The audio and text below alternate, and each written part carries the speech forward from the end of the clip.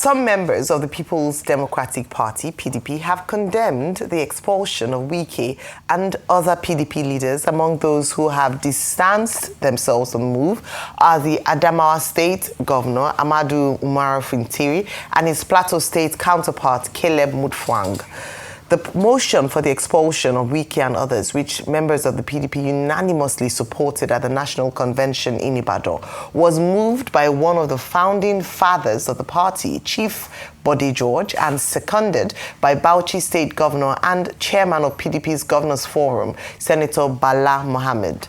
Joining us on the show to discuss the expulsion of Wike and 10 other members, and if they're now going to take up full membership of the APC, is Jones Onyereri, a PDP Board of Trustees member. Good morning and welcome to the morning show.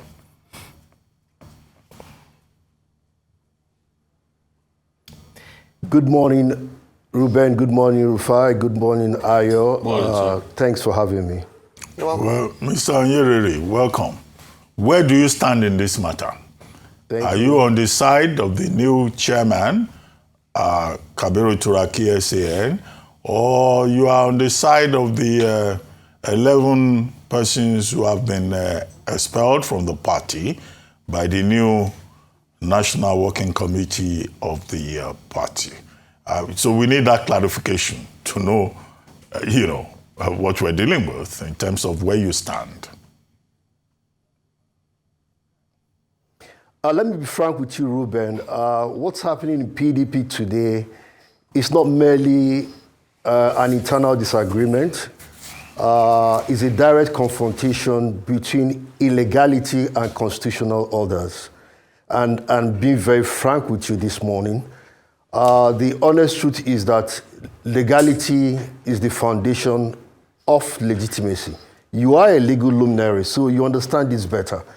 And invariably, what that also means is that respect for the rule of law and obedience to court judgments should also be the foundation of legitimacy. And Ayo, this will resonate very well with you. The oldest book says, if the foundation is wrong, what can the righteous do? You can't build something on nothing. The truth of the matter is that we are treading the path of illegality, and we must be very careful as a party and retrieve our steps before it is too late. So it's not a question of being on any side, but the truth of the matter is that I am on the path of justice. That is what is critical going forward. I'm on the path of justice. Okay. What is justice in this case? What is justice? What is legal? What is justice? And I must be able to tell you this.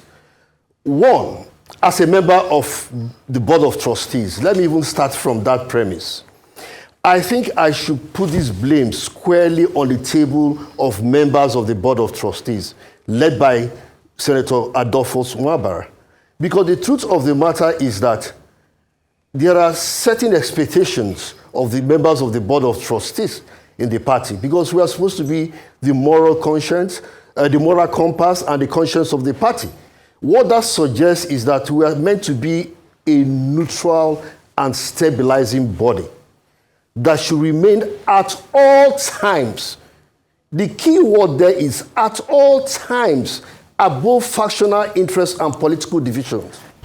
But unfortunately, recent developments have shown that the leadership, because everything begins and falls on leadership, have taken public decision, public opinion, public opposition on matters of intra-party crisis. And that has affected the neutrality and the moral authority expected of the board. And we are gradually losing. In fact, we have eroded public confidence in the objectivity of the board because of this stance. Because the board, through its leadership, sold a wrong narrative to the entirety of the membership of the board. And they now built their argument based on this deception.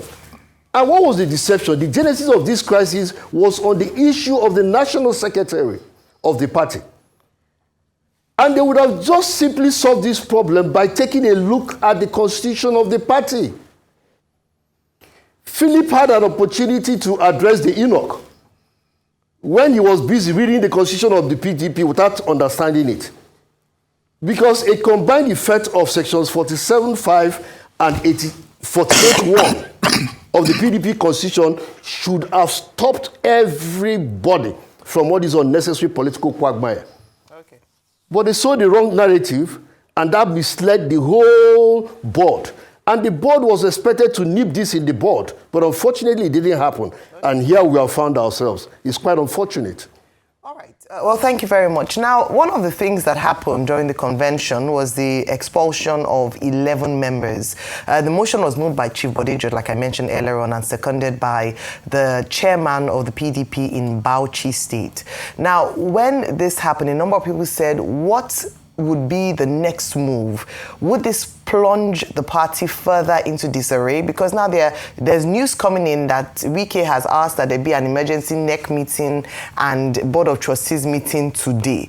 Which NEC and which Board of Trustees is meeting? So does this not make the matter even worse in the PDP? And in your opinion, should this decision have been taken much earlier when it was called for? Here we go again. You see, nature abhors a vacuum. You see, what they did was a reckless, unconstitutional action. It was a null action, to say the least. It was a political theater.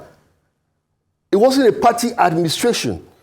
Here are people that have the constitution of the party with them. Section 57 of the Constitution gives you a clear roadmap on how to discipline members of the party. Did they take the steps? These were clear signposts to constitutionality. But instead, what they did was to be in breach of the Constitution of the Federal Republic of Nigeria, 1999 as amended, in breach of the Electoral Act, in breach of the INEC guideline, in breach of the PDP Constitution. And I dare say, in breach of the biblical model of order and of constitutional order and conflict resolution. So why would you take that route? You know the truth, and you are running around circles. I mean, it's just made disservice to people that you have sworn to serve, and that is the issue we have in PDP. What were you supposed to do? Okay. Send a query to a party member that you feel that has erred. Now, take the person to the judiciary committee. The judiciary committee sits on the matter by giving the person an opportunity to come and defend himself. Thereafter, you take it to NEC of the party for ratification. Okay, can you hear me? And it just went on a jamboree. Can you hear me? Yes, please, I can. Section 57 I can refer. of your party's constitution, powers of the National Convention. The National Convention shall be the principal authority of the party and shall have the power to formulate policies, elect or remove national officers of the party, amend the Constitution, elect or remove national officers. But that happened at the National Convention. So what happened? You see, that's the challenge we have, Rufai. And I'm happy you have a legal luminary with you there, Ruben. So I would not blame you on this. You would have taken your time to take a cursory look at all the extant provisions of the Constitution. Look at where you quoted, look at 53.3. It says, in exercise of the stated authorities of the Convention, allowed authorities or functions of the Convention, that you should not do that in deviation of already established roles of party organs, of which the disciplinary committee is an established organ of the party.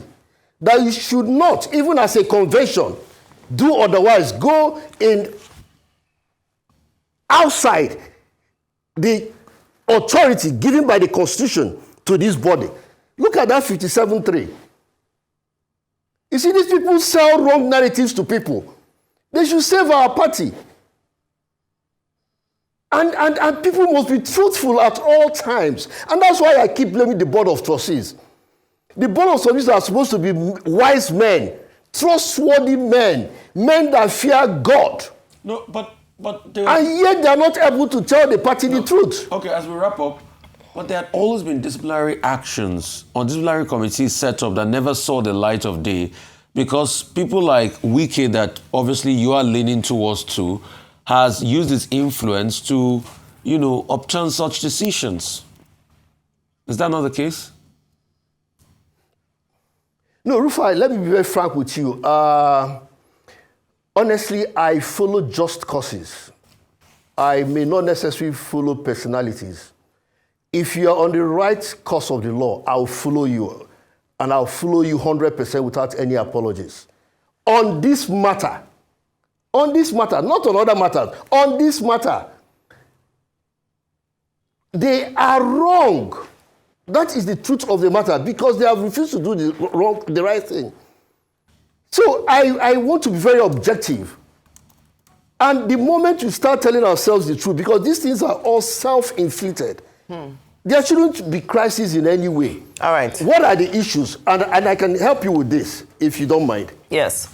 Now, what very are the quickly, issues? you have 30 seconds, You had sir. agreed on your own. Okay, my sister.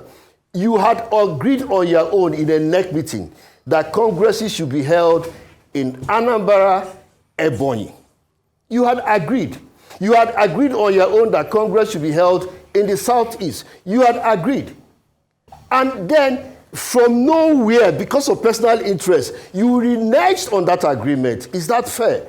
And in any case, when somebody makes the argument, I mean, must all of them be there at the convention? Yes. That is return on investment for any faithful party member to be at the convention. So if you disenfranchise the person, then you are on the wrong side of the law. All right. Okay. Well, thank you so much. Well, the debate has begun. This morning we had two opinions or perspectives come on the show, and I believe that the conversation will definitely continue. Thank you so much for your time with us today.